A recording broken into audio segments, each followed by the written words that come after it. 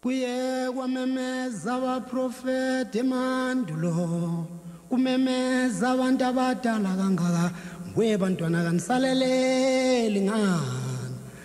Umbiko wokuzalwa kwenkosi uJesu, nazo inkanyezi enhle nazo Onke landelwa izazi zivele mpumalanga, simemeze ngazwi linye sithi izelwe inkosi yamakhosi.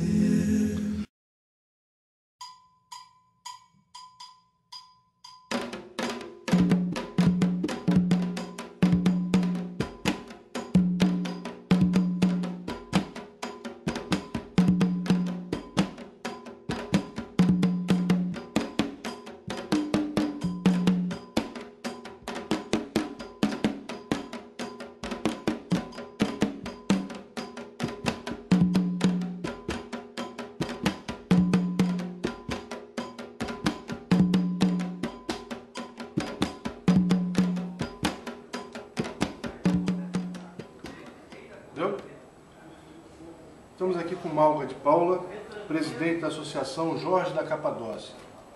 Malga, como é que surgiu a sua devoção por São Jorge? A minha devoção por São Jorge aconteceu exatamente quando eu fui para a Turquia para conhecer a terra de São Jorge. Eu não era devota de São Jorge. Eu achava interessante essa devoção que as pessoas do Rio tinham por São Jorge. E achava interessante, curioso, por que tanta gente é devota de São Jorge no Rio de Janeiro, sabe? Qual é o borogodó aqui? O que rola? Porque eu nunca tinha entendido. Aí quando eu fui pra Capadócia, exatamente por causa da música do Jorge Benjor, que acho que mais divulgou, né, que era Jorge da Capadócia, eu tava indo pra Capadócia e eu queria conhecer a terra de São Jorge. Então você foi visitar São Jorge antes de ser devota dele? Antes de ser devota dele. Eu fui assim... Eu ia conhecer a Capadócia, porque é um ponto turístico muito importante lá da Turquia, e eu, como eu estava conhecendo o país todo, eu ia também para a Capadócia. Só que quando eu fui para a Capadócia, fui com a intenção de conhecer a terra natal dele. Entendi. E aí quando eu cheguei na agência receptiva e falei que eu queria ver onde São Jorge nasceu, eles falaram, quem? Eu falei, São Jorge. Quem? Você nunca ouviu falar de São Jorge? Não, a gente nunca ouviu falar de São Jorge. Isso lá? Isso lá. Na Turquia? Na Turquia, lá na Capadócia. Lá na Capadócia. Eu falava, gente, mas São Jorge é um dos santos mais carismáticos, assim, do mundo cristão. Não, a gente não sabe. Aí eles sabiam de alguns outros santos que são muito importantes no Oriente. São Jorge nada. São Basílio, que foi o fundador do mosteiro que teve lá e tal. Mas de São Jorge eles não sabiam absolutamente nada. Aí depois de ligar para vários guias, aí até que teve um guia que sabia que tinha uma igreja de São Jorge, que tinha uma imagem de São Jorge na igreja. E foi aí que eu fui visitar essa igreja e eu não sei. Como é o nome da igreja? A Igreja da Serpente, eles chamam. E eu fui visitar a igreja e dentro, é uma caverna na verdade, é uma igreja que é escavada numa rocha. E quando eu estava lá dentro da igreja, olhando para essa imagem, eu senti uma coisa muito forte, que eu não conseguia explicar direito, mas assim, meu batimento cardíaco acelerou, eu fiquei muito sem entender e querendo entender o que estava acontecendo, e assim, foi visceral, foi alguma coisa que tomou conta do meu corpo. E eu estava com uma amiga brasileira, e eu entrava na igreja e aí eu saía, mas eu voltava, eu estava querendo entender o que estava acontecendo comigo, porque foi uma coisa realmente que nunca tinha acontecido comigo antes. E aí eu perguntei para ele, mas é só isso que tem sobre São Jorge aqui? Ele falou, é só isso. E aí eu fiz a promessa, fui para a porta da igreja e falei, São Jorge, eu te prometo que em 4 anos o mundo inteiro vai saber que você nasceu aqui. Daí surgiu a ideia de fazer a associação. Daí surgiu a ideia de fazer, eu voltei para o Brasil com a ideia de fazer o memorial. Aí um amigo meu, designer, desenhou o memorial para mim. E eu fiquei com aquele projeto do memorial na minha cabeça, mostrando para várias pessoas e todo mundo me achando louca. Que, imagina, você construir um memorial cristão lá num país muçulmano. E eu eu acreditava. Mesmo as pessoas dizendo que eu era meio maluca, eu acreditava.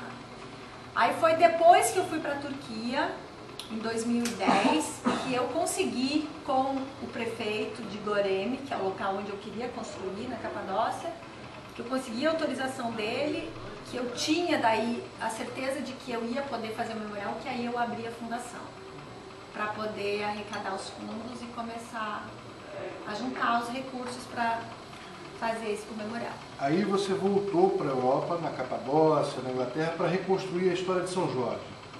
Não, na verdade, para a Inglaterra eu nunca fui pesquisar sobre São Jorge, porque, assim, tudo que você encontra sobre literatura a respeito de São Jorge é baseada nas lendas ocidentais. E as lendas ocidentais sempre começam com a história dos cristãos ingleses que foram para as cruzadas e aí dizem que tiveram para reconquistar Jerusalém e tal.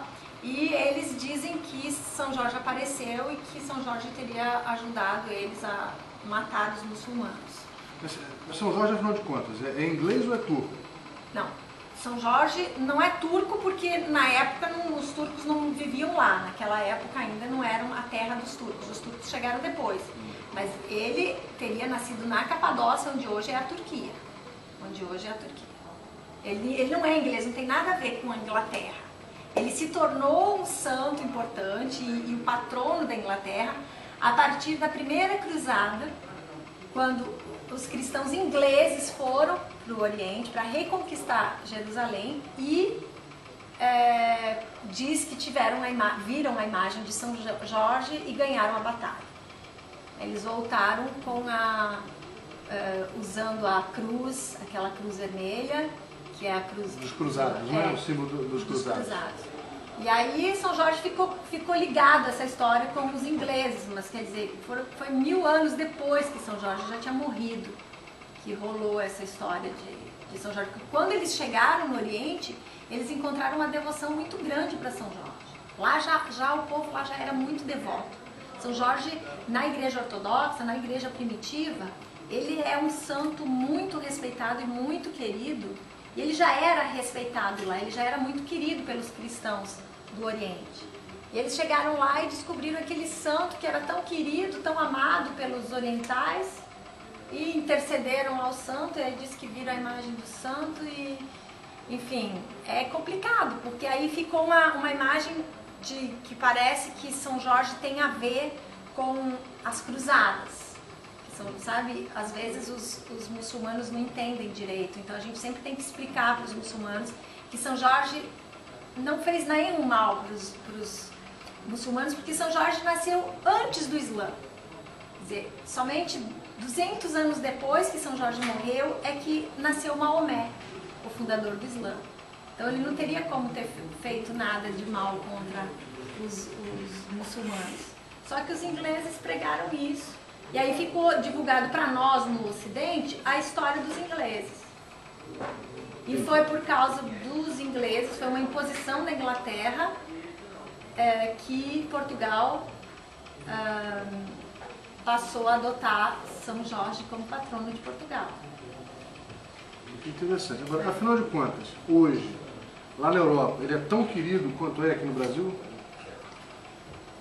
Aí a gente tem duas Europas, né? Tem a Europa Ocidental e a Europa Oriental. Na Europa Ocidental, eles conhecem as mesmas histórias que nós conhecemos. Aquela história Portugal. A história do dragão, aquela história da princesa. E eles têm essa história que surge com essa publicidade que a Inglaterra faz depois das cruzadas. A Itália, enfim, toda a Europa mais católica, né? No Ocidente, na Europa Ocidental e nos outros países, ele já era importante desde que ele morreu, desde aquela época. Então ele nunca deixou de ser um santo importante, entendeu? Então lá ele é um santo querido. Eles o veem lá como um médico, diferente de nós aqui que o vemos como guerreiro. Para eles lá São Jorge é um médico, é aquele que cura. Interessante. E você então, naquela sua primeira viagem, resolveu fazer um monumento em homenagem a São Jorge na porta da Igreja da Serpente. Isso. Já te passou pela cabeça também fazer um monumento aqui no Brasil para São Jorge, para celebrar assim, todas as cores do santo, todas as cores de São Jorge, as cores de Jorge? Eu acho que assim, eu acho que muita coisa pode ser feita com São Jorge, sabe? Eu acho que eu pretendo trabalhar a minha vida toda conectada com São Jorge. Causa, né?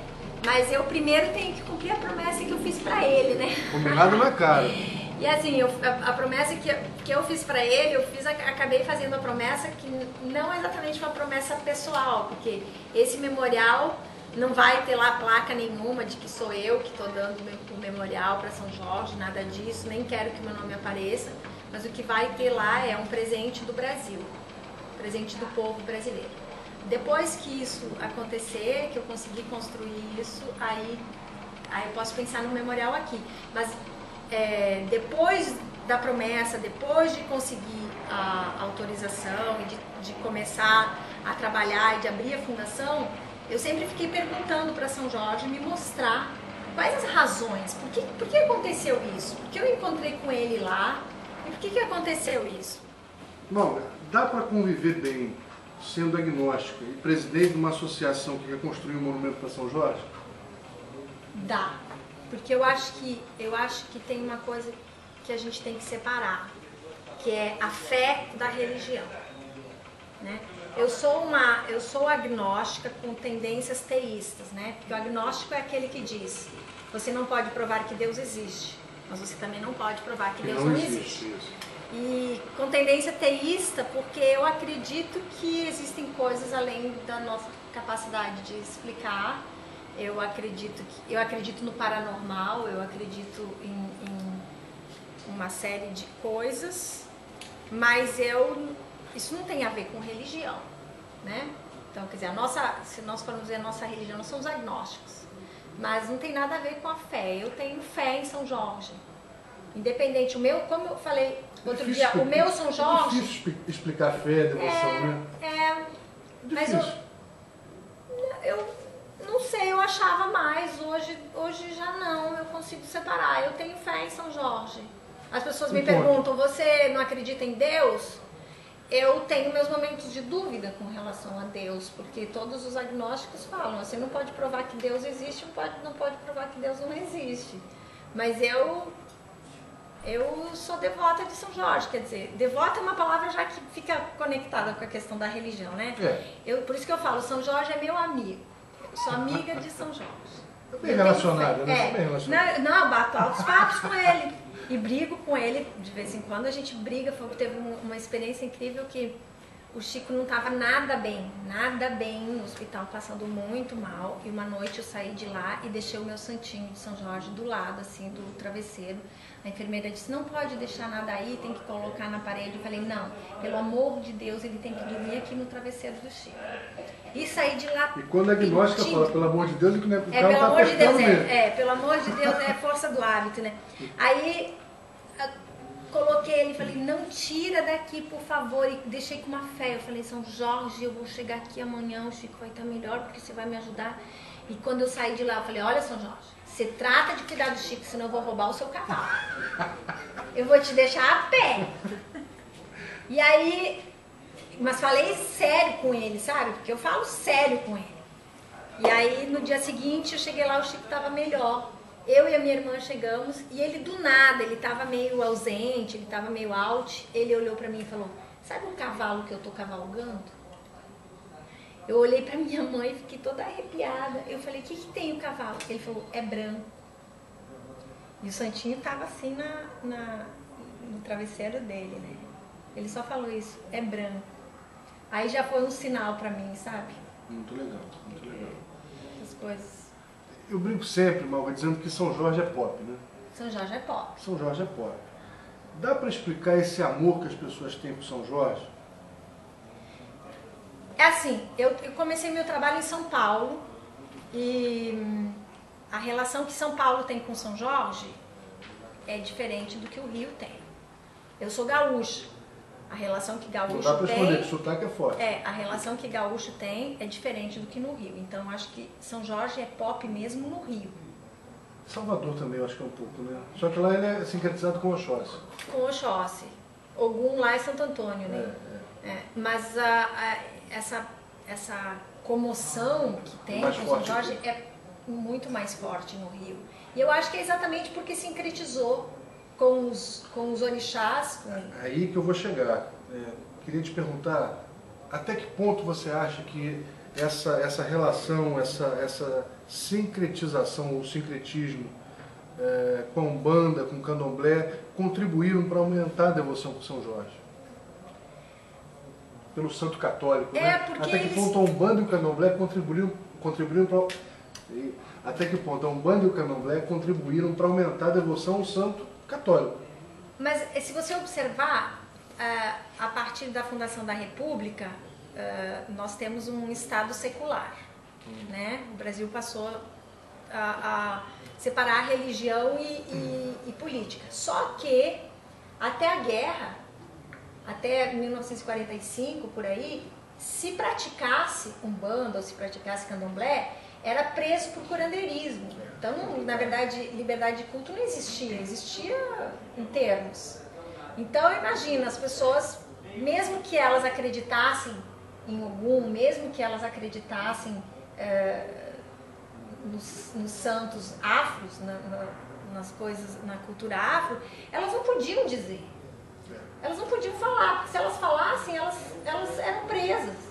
Elas eram maltratadas. É uma das piores violações, né? Você violar um sentimento tão íntimo, tão pessoal quanto então, a fé. se você for ver, a partir do momento que as pessoas puderam assumir mesmo, foi depois da Segunda Guerra, quer dizer, faz pouco tempo, faz 60 anos, quer dizer, é a mesma geração que vivia naquela época, ainda as pessoas estão vivas. Então, não tem como separar a imagem dos dois, uma vez que ela foi tão enraizada durante tanto tempo. E eu acho que isso vai continuar existindo porque foi um casamento legal, sabe? Eu acho que entre os dois, sabe? Deu liga, né? Deu liga, pegou. Agora, vamos lá. Onde é que termina o santo e onde é que começa o orixá? Tô tentando descobrir. Eu também. Tô tentando Na descobrir. fé das pessoas. No rito é fácil. Na liturgia das religiões é fácil a gente dissecar essas duas figuras, pelo menos tecnicamente, mas dentro das pessoas é muito complexo. Porque assim, se você perguntar para alguém que é católico, por exemplo, ele vai dizer que São Jorge é São Jorge. São Jorge não é algum. Isso assim, eu recebo até, às vezes, eu recebo agressões, sabe, do meu trabalho. Tem preconceito? Rola intolerância também? Rola mais intolerância com quem é fundamentalista em qualquer religião. Então, assim, primeiro que existe uma religião onde as pessoas, infelizmente, estão muito voltadas mais para o fundamentalismo, que eu recebo mais agressões porque eles não aceitam outro caminho, outra possibilidade, outro nada, a não ser Jesus. Então, daí já vem a agressão. De católicos devotos, eles querem deixar bem claro e eles me perguntam: qual é o São Jorge que você é devota? Você é devota a São Jorge católico ou São Jorge, o outro São Jorge? Aí eu sempre falo: todos. E isso já não acontece com o pessoal da Umbanda, não tem esse preconceito, entendeu? Então, eu tô tentando descobrir onde é que acaba um, onde é que começa o outro. Eu acho que para quem é da crença católica, São Jorge acabou aí. Para quem é da Umbanda, muitas vezes acaba valorizando São Jorge e tal por uma questão de ser aceito na sociedade. Sabe? Porque se ele disser que ele é de Ogum, ele pode ser discriminado. Mas se ele disser que é São Jorge, ele não é discriminado. Isso é um pouco da história do próprio sincretismo, né? O sincretismo surgiu a partir desse momento em que os escravos não podiam professar a sua própria fé e colocavam as imagens dos santos católicos para justificar: não, estou cultuando São Jorge, do meu jeito. Exatamente. Então, essa é a história do sincretismo. Quer dizer, já brotou a partir da intolerância, que hoje se estende, Eles precisavam disso para poder cultuar, eles precisavam dizer que eles acreditavam. Tinha que ter um link, né? Então, assim, isso, como eu falei, deu liga. Faz muito pouco tempo que as pessoas passaram a ter liberdade para pronunciar sua fé mesmo. E eu percebo que até hoje, assim, às vezes eu chego para as pessoas e falo, você gosta de São Jorge? Eu falo, eu adoro São Jorge, mas eles ficam com vergonha de dizer que eles são de Ogum. Então, quando elas percebem que eu não tenho preconceito nenhum, aí eles assumem que eles são de Ogum mesmo.